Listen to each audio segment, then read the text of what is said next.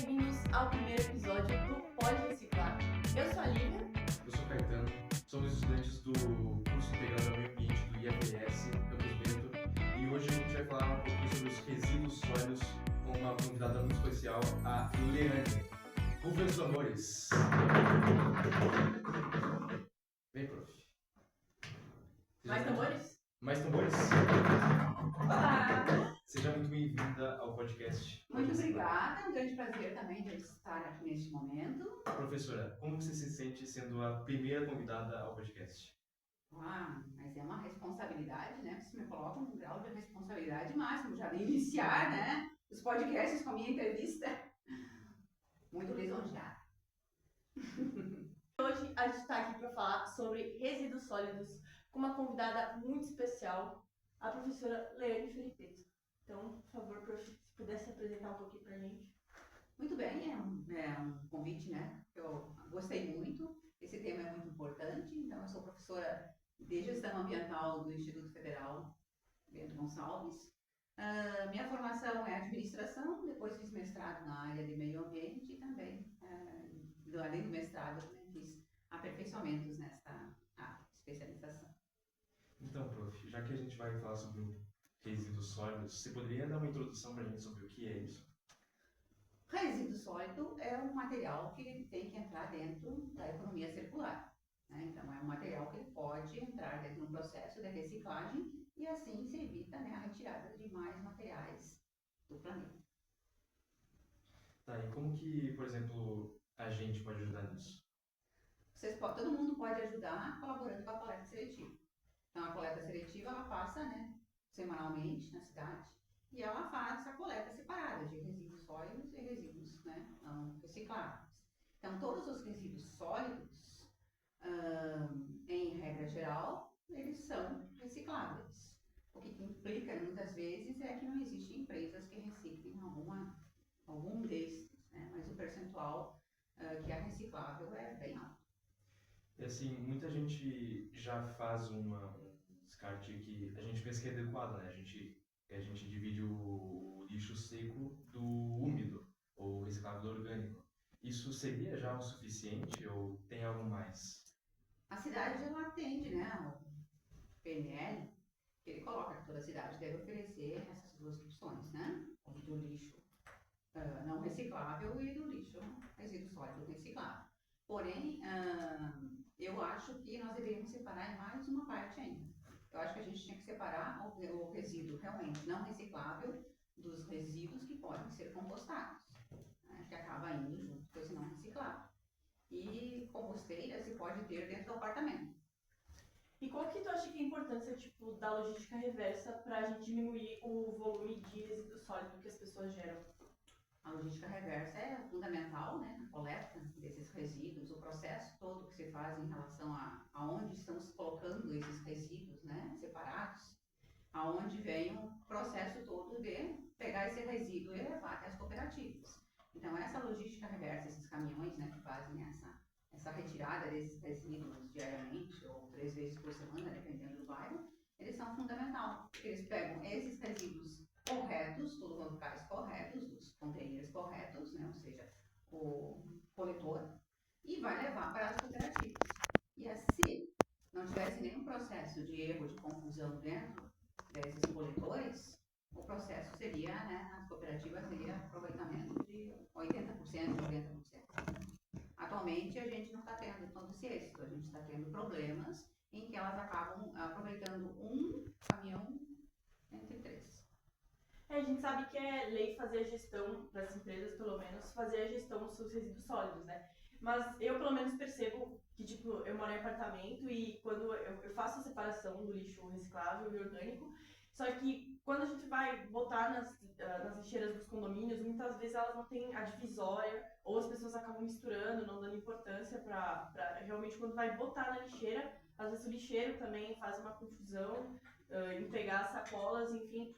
E também nessa questão de aterro sanitário, né? E o descarte desses resíduos sólidos incorretos. Qual que tu acha que é o impacto nos aterros sanitários? naquela primeira situação que você colocou em relação aos coletores, né, que ainda existem os coletores que são do próprio prédio, né, que colocou ali, teoricamente deveria estar separado o que é um resíduo e o que é o outro. Em segundo momento, todas as pessoas que utilizam-se deste deveriam separar adequadamente. E é claro que a pessoa que está fazendo a coleta, ele também deveria fazer a coleta, pegar exatamente, né, os resíduos conforme a indicação. Já tem problema nisso. Isso aí é falta de educação ambiental, né? Educação ambiental na comunidade. A gente sempre pensa que o lixo, no momento em que é retirado, a gente se livrou do problema. E na realidade o problema continua. Se nós estamos colocando uma grande quantidade de resíduos lá na Minas do Leão, por exemplo, nós estamos perdendo dinheiro. Nós estamos perdendo matéria-prima que poderia ser utilizada para fazer outros produtos. Se nós estamos colocando resíduos orgânicos indo para a cooperativa, nós estamos causando um impacto, inclusive ambiental, o que vai acabar gerando, né, a busca de alimento por baratas, por ratos, né, e são contaminantes, e gera mau cheiro e falta de saúde, né? A saúde dessas pessoas acaba sendo impactada. Tanto que eu fiz umas imagens lá e encontrei até pássaro, frango, cachorro morto na reciclagem, né? Então, para ver o que é o impacto desse processo bem desorganizado que ainda está. E aí a gente se pergunta, mas onde é que está o problema? O problema foi o coletor, o caminhão que passou lá e pegou errado? Ou o problema foi a pessoa que colocou no coletor errado? Ou não, não se sabe. E a gente sabe que tu é professora no nosso curso técnico em meio ambiente de gestão e certificação ambiental. Com relação às empresas, tu acha que nessa questão de resíduos sólidos, elas podem fazer alguma coisa em relação à educação ambiental não formal para os trabalhadores, a própria empresa nessa gestão de resíduos, no descarte, como é que tu... Empresas, as indústrias são bem organizadas. Uma elas querem as ISOs. E as ISOs fazem, principalmente a de gestão ambiental, né? Na real até a ISO 9000, elas também acabam fazendo mudanças no comportamento das pessoas. E todas as pessoas que trabalham lá, de certeza, elas vão ter aqueles hábitos dentro da indústria, né? Seria bom que esses hábitos fossem levados para casa. Pode ser que sim, né? A ideia é exatamente que isso aconteça. No momento que você já faz de uma forma dentro da empresa, essa empresa já educa para você fazer até mesmo um acordo, né, nas suas casas. Então, acredito que sim. E as empresas, elas não podem, quem está buscando a ISO 14000, qualquer certificado de sustentabilidade, o ESG, elas têm que dar conta desses resíduos. Aliás, muitas delas não mandam nem para a prefeitura. Elas mesmas já fazem o encaminhamento direto para quem vai recolher. Conheço várias empresas, né, que fazem diretamente a separação e já o encaminhamento para esses produtos. Tem uma, inclusive, que ela faz, as funcionários ganham uma festa no final do ano do dinheiro que recebe desses resíduos vendidos, né, comercializados. Talvez, às vezes, seja o que falta, né? As pessoas entenderem que fazer a coleta, a reciclagem certa é recompensador para as pessoas. É recompensador pelo ambiente mais limpo. Sim. É recompensador pela menor quantidade de moscas e outros animais que acabam se criando nesses ambientes, e eles fazem bastante mal para a saúde, né? São bastante impactantes para o ser humano. E também o ambiente limpo é saudável, né? Os 5 S's que a gente viu lá, né? Então a gente também sabe que ter um ambiente limpo é um ambiente de qualidade de vida. Aí também as empresas, talvez proporem algumas ações, né, já nesse âmbito da logística reversa. Tipo, por exemplo, no mercado que eu frequento, tem uma política que, tipo, tu compra um refrigerante na embalagem de vidro, que a gente sabe que é muito mais prática e muito mais sustentável. E então tu, tipo, consome o produto na embalagem de vidro e tu guarda essa embalagem e quando tu vai fazer outra compra no mercado, tu devolve a embalagem para que ela seja reutilizada e em troca tu ganha, tipo, um pequeno valor para gastar em outra coisa ou para comprar o mesmo produto. Então acho que talvez falta um pouco dessas ações para as pessoas terem um pouco mais de engajamento, né? Porque na verdade as pessoas não dão muita importância para esses assuntos. É verdade, concordo contigo que essa motivação e esse estímulo a motivar as pessoas a fazer o retorno adequado funciona muito bem. Inclusive na Alemanha acontece isso, né? Você vai no supermercado, você devolve o casco, por exemplo, e você já ganha um ticket de valor, que você vai ter aquele desconto no final da compra. Então, isso acontece em outros mundos, né? Em primeiros mundos, vamos chamar assim, né? Onde o processo, o ambiente já está tão degradado, ficou tão degradado, que eles tiveram que tomar providências e fazer mudanças.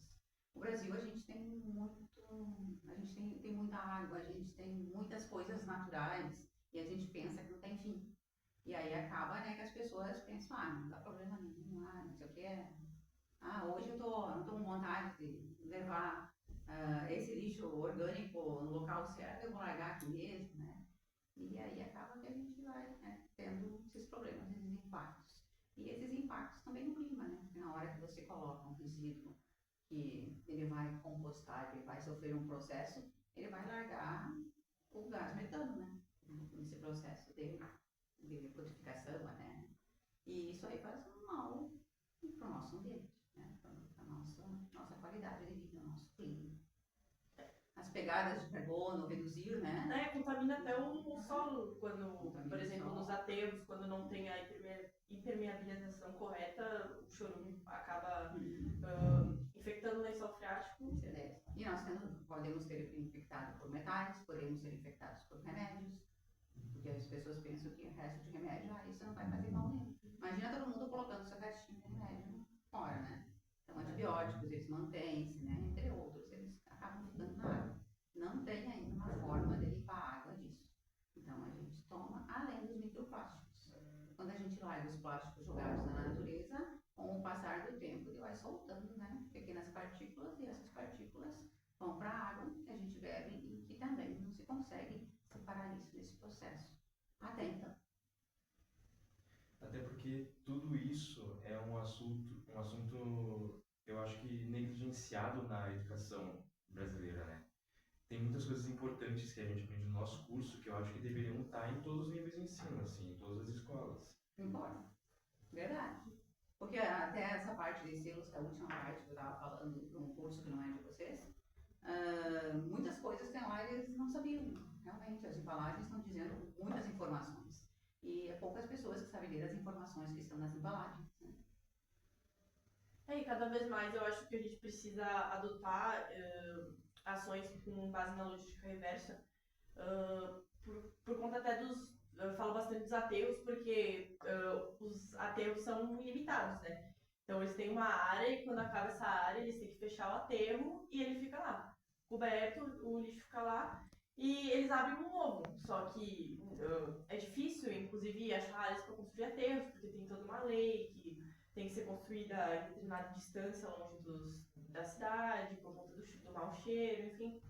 E se a gente começar a lotar muitas áreas com o lixo, tem o risco, né, de contaminar solo, contaminar água, e também a gente vai perdendo esse espaço, né?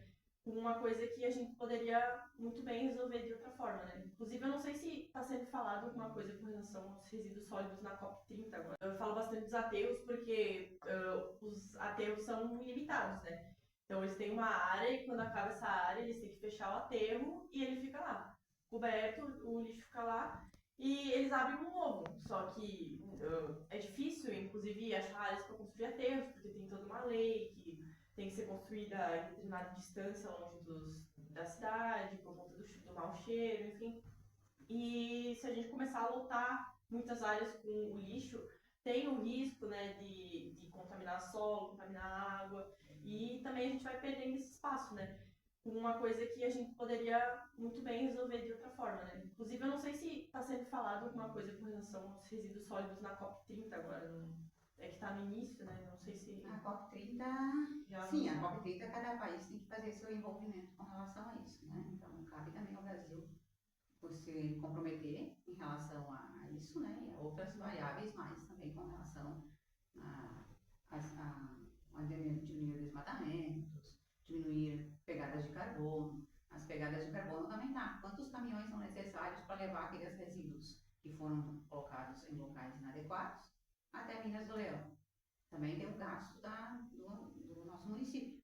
E quem paga isso somos nós, cidadãos desse município, né? Através de nossos impostos. aí a gente quer melhorias em alguma situação e outra, e o dinheiro acaba, né, não dando para fazer muitas coisas que a gente gostaria que tivesse.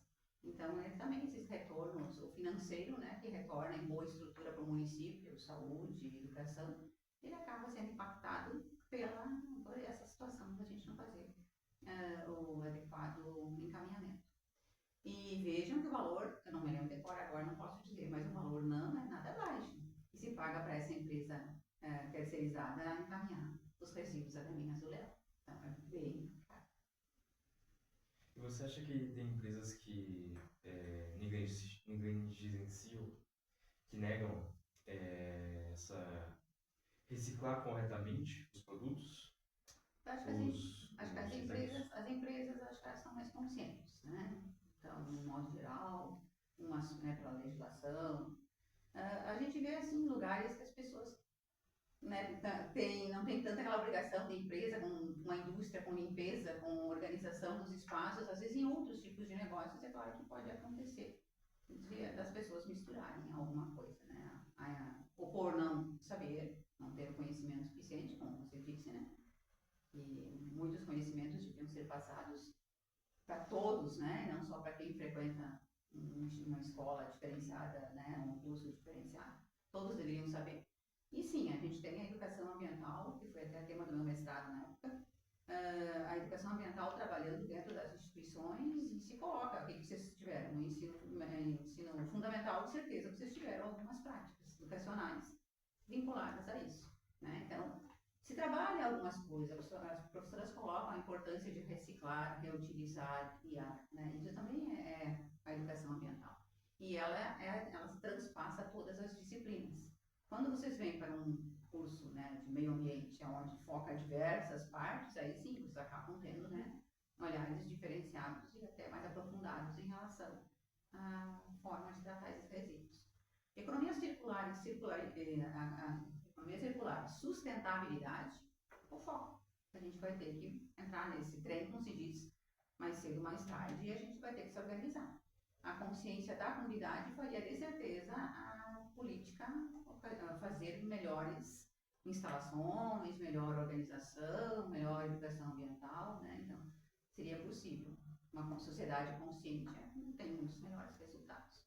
E se nós fizéssemos trabalhos aqui até dentro do Instituto Federal em relação à conscientização da comunidade interna nossa, né, que a gente também percebe que temos problemas internos, e também a sociedade externa, a gente teria um resultado grande, né? Ao conversar com a prefeitura, ela colocou a possibilidade de alguém criar materiais e se colocar lá à disposição. Inclusive quando a gente foi lá na FIEMA, foi esse ano, inclusive eu acho, né? Eu e a minha colega, a gente passou num stand que eles faziam materiais para diversos usos, tipo para fazer móvel, para fazer calçado, enfim, com EPIs de segurança para trabalhadores, né?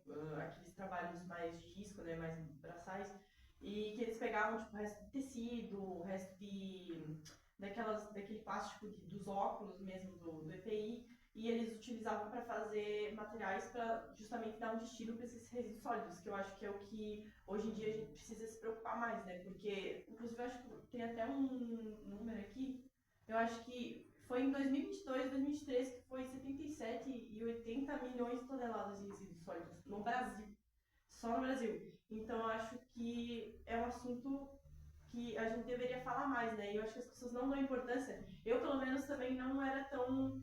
Não me interessava nada em meio ambiente antes de entrar no curso. E aqui dentro a gente percebe que realmente a importância de ter interesse nessas ações, porque tudo é finito, né? Inclusive, se a gente não cuidar do planeta, chega uma hora que... Os recursos acabam. Os recursos já estão, né, escassos. Mas existe a ideia também de novos negócios, né? A COP30 está trazendo a ideia, se pode trazer você fazer muitos negócios em prol da sustentabilidade, em seus diversos aspectos, e inclusive na utilização de resíduos recicláveis. E também tem empresas que compram resíduos recicláveis de fora porque dizem que falta internamente, né? Falta recolher só, né? Não que falta resíduo no Brasil. O Brasil tem uma quantidade gigantesca, ou seja, teríamos matéria-prima para muitas indústrias, né? De refazer os produtos, né? de reutilizar. E a reutilização ela pode ser utilizada em diversas situações, até brinquedo de criança pode ser. Então, os resíduos recicláveis, os PETs, né? Ali os PETs. Mais alguma coisa? Professora, um pouco sobre você. Quando que surgiu a ideia em você para chegar nesse âmbito da administração e do meio ambiente? Então, eu fiz o meu curso de administração, na época eu não pensava em ser professora, mas logo surgiu a oportunidade, né? Eu acabei começando a atuar com.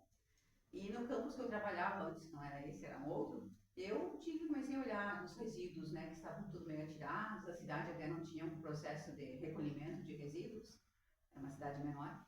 E aí eu comecei a entrar na Coca-Cola e pedir, eles recebem tudo em uns galão desse jeito, né, daí eles não fazem os processos de diluir, né, a Coca-Cola e demais produtos dessa marca. E aí eu fiz coletores. Na época a gente não tinha o pessoal que trabalhava com esses materiais todos dentro da instituição, cortaram, serraram. E aí a gente fez. Aquilo eu achei que para a época, né, logo que eu terminei na faculdade, achei algo assim muito diferente.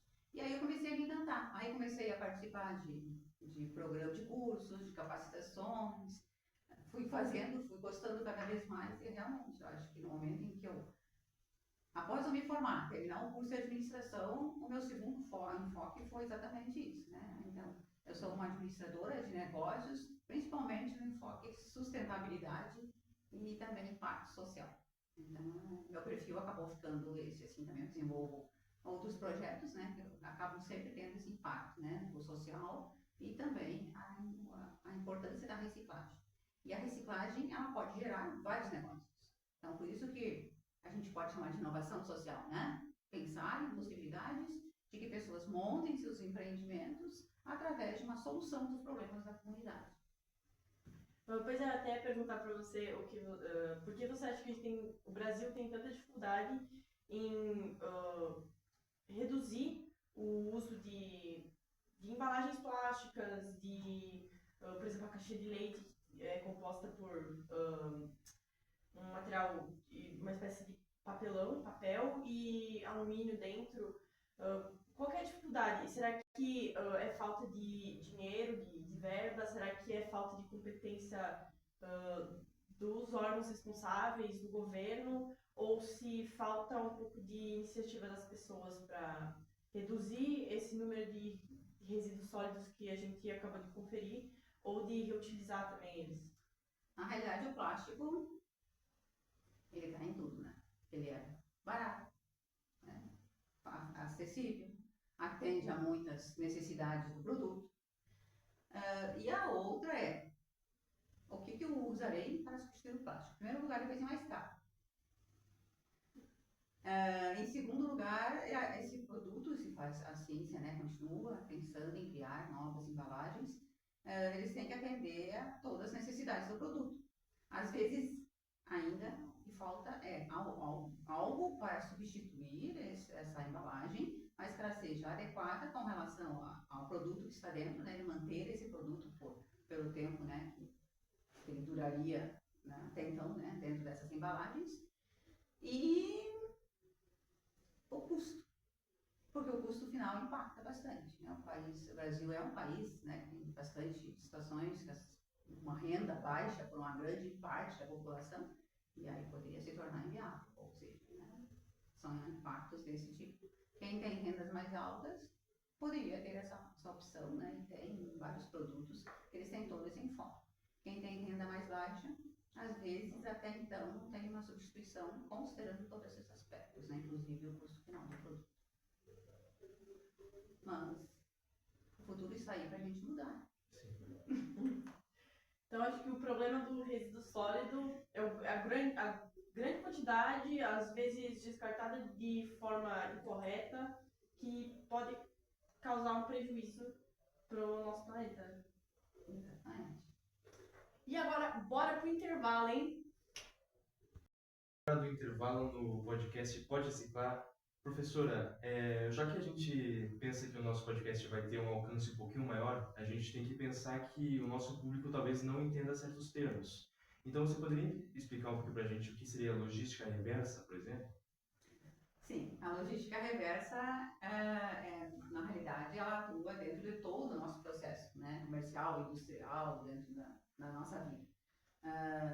Na realidade, toda vez que nós temos uma situação em que algo não tem mais comercialização e que ele tem que ser encaminhado, né, digamos, o consumidor pegou aquele produto e gerou o resíduo que a gente gera todos os dias, né, na nossa casa, que a gente chama de resíduo reciclável, né?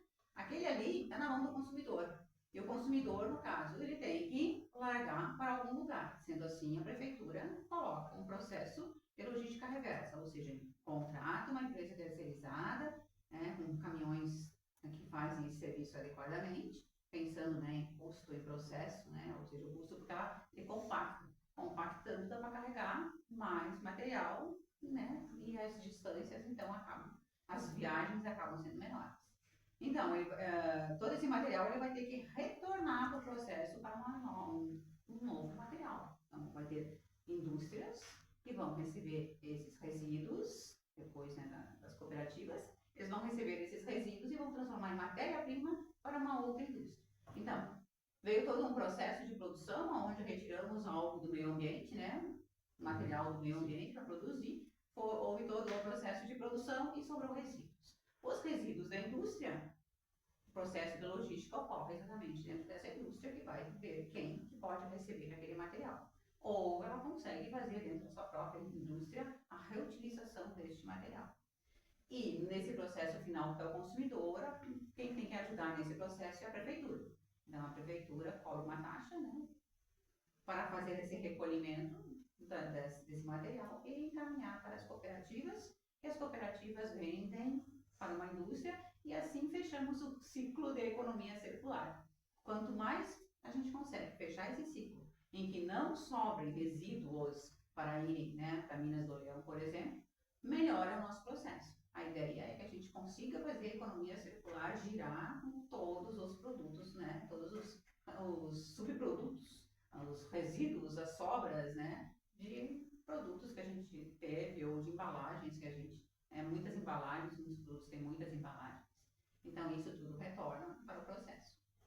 O que a gente precisa para essa economia circular ser muito melhor aqui é mais empresas que recebam esses materiais e tratem desse material, né? Tratem ele como matéria-prima para um novo produto. Produto que a gente conseguiria, né, fazer assim 100% de resíduos sólidos e alguns, resíduos sólidos recicláveis e alguns. Muitos utilizam tantos por cento de resíduo reciclável, tantos por cento de resíduo natural. Quanto mais estamos falando de um produto que ele vai estar envolvido com alimento, evidentemente que ele não pode ter nenhum contaminante. Mas nós estamos falando de embalagens, né, que não tem nenhum processo de contaminação, por exemplo, uma embalagem de ovos. Não tem problema, né? Então, eles sim são feitos com material reciclado. Por exemplo, até tem a empresa ali de Garibaldi, que ela recebe, né? Coloca nas escolas, recebe os PETs, e as escolas, ela paga, para as escolas paga R$3, inclusive, a quantidade, o montante que ela propõe, né? Então, ela paga, e aí ela faz todo o processo. E aí ela ainda necessita de mais materiais, ela acaba tendo que comprar, às vezes, colocar material virgem que poderia estar utilizando material reciclado. Então, a gente precisa muito dessas ideias, desses empreendimentos que eles auxiliam o nosso processo de economia circular. E essa situação da logística reversa, então, como é que a gente faz para que aquele resíduo que está em algum lugar X pode ser encaminhado para o local adequado? A forma que a gente está encaminhando esse processo. Então, tem empresas, as que estão entrando no ESG, elas têm que dar conta disso. Aí elas têm que dizer o que vai acontecer com aquele produto, com a embalagem daquele produto pós-venda. E muitas vezes elas contratam terceiros que fazem o recolhimento, né, digamos que o produto dela esteja em restaurantes. Eles já colocam todos separados, a empresa, né, se terceirizado, retorna, em vez de retornar para outra empresa, retorna para a própria empresa. Isso acontece com garrafas, né? Tem muitas empresas que podem reutilizar. Conheço empresas pequenas, né? Que tem uma garrafa bonita, né? E aí aquela garrafa ela tem um custo maior do que uma normal, digamos, né? Tem todo um design adequado. E aí eles acabam falando para os restaurantes lá, devolvam. E a gente pede para os clientes, tragam de volta, né? E aí eles dão aquele descontinho que todo cliente quer, né? Ah, eu trouxe, né, as garrafas de volta, então eu quero o meu descontinho. Muito justo, muito justo.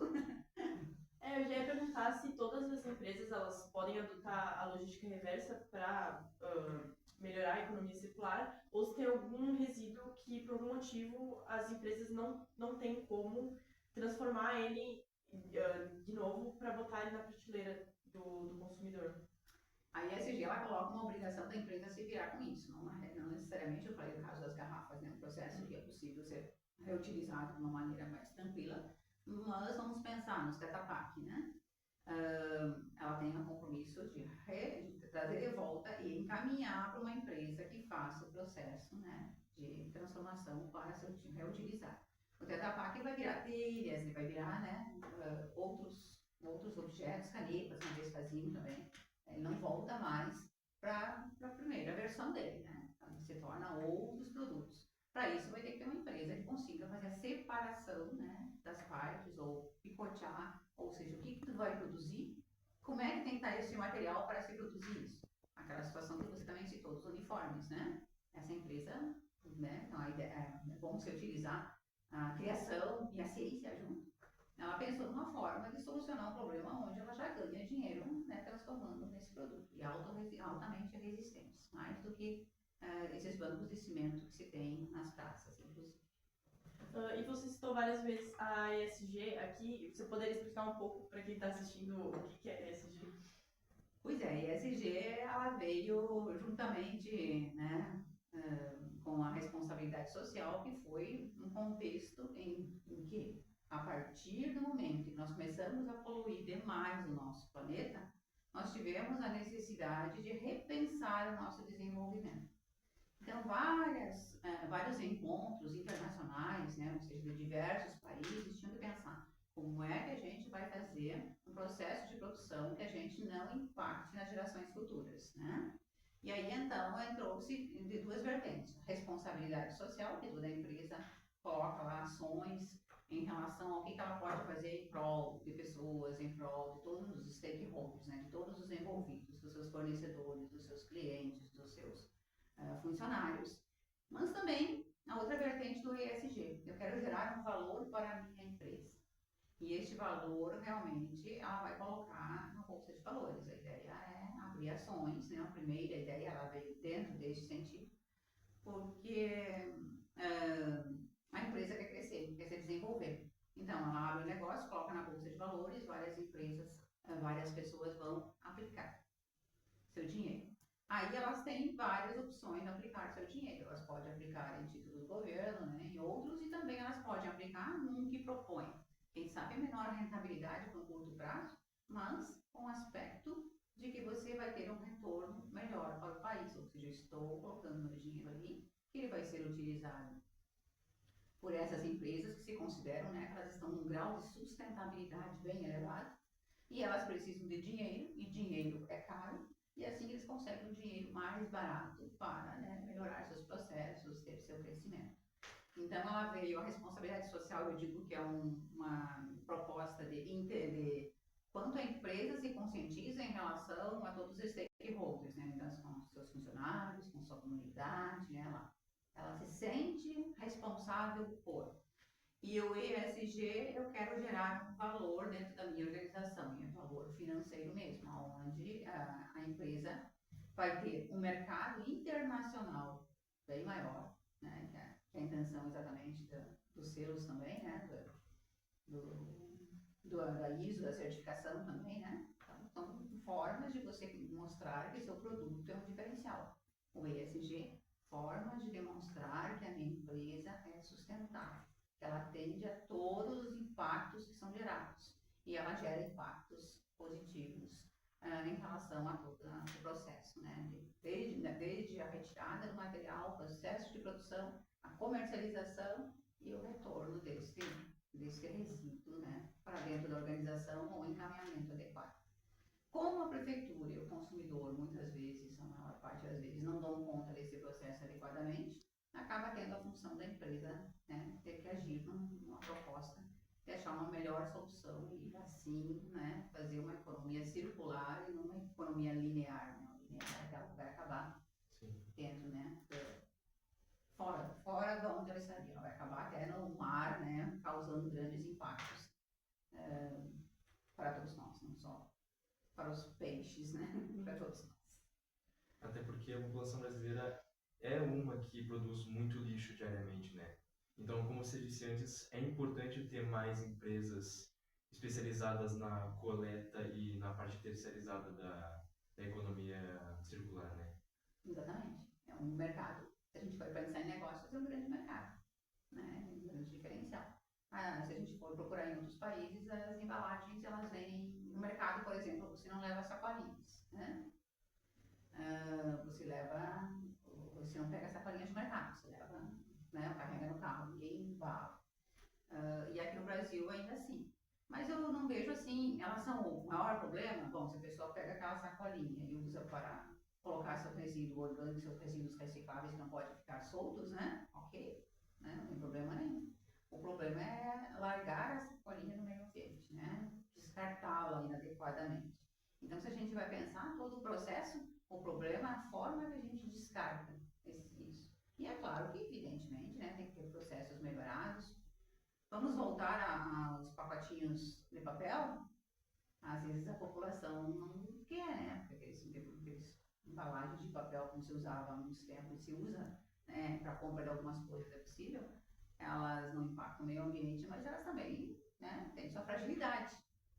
E as pessoas acabam, né, querendo materiais, né, que são mais resistentes.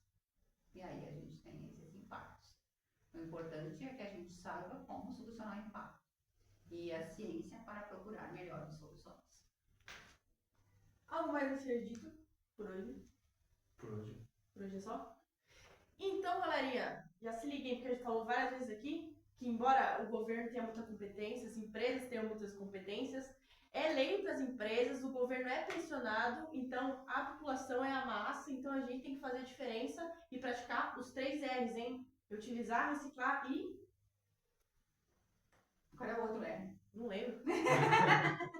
Eu utilizar, reciclar e o quê? E é isso que a gente vai descobrir nos próximos episódios. Exatamente. Consciência, galera.